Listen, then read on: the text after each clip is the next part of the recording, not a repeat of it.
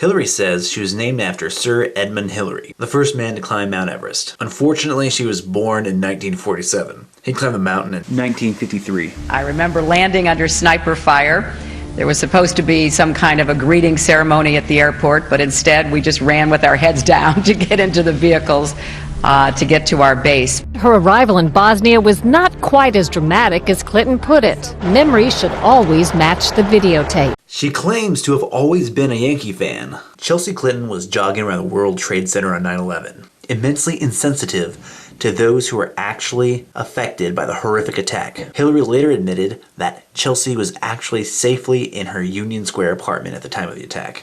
All my grandparents, came over here, and turns out only one was an immigrant, 3 were not. The New York Times revealed in March 1994 that in 1978, just before her husband became governor, Hillary had made $100,000 profit on a $100 investment in a highly speculative cattle futures contract in only 9 months. Hillary's first explanation of this extraordinary windfall was that she had made the investment after reading the Wall Street Journal and placed the trades herself after seeking advice from numerous people. Eventually, she had to admit that the longtime Clinton friend James Blair had executed 30 of her 32 trades directly with the Arkansas broker. In an April 1994 press conference, Hillary denied knowing of any favorable treatment by Blair. I have been a critic of NAFTA from the very beginning. Frequent favorable comments about NAFTA, including this one in 1996.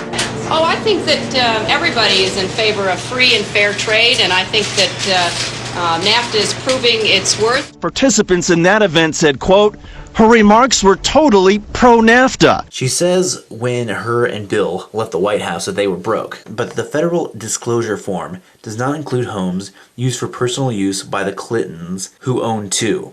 In 1991, they bought a 5-bedroom home in Chappaqua, New York for $1.7 million. In December 2000, just as they were leaving the White House, they bought a 7-bedroom house near the Embassy Row in Washington, D.C. The price was $2.5 million. In 2001, Bill Clinton made $12 million.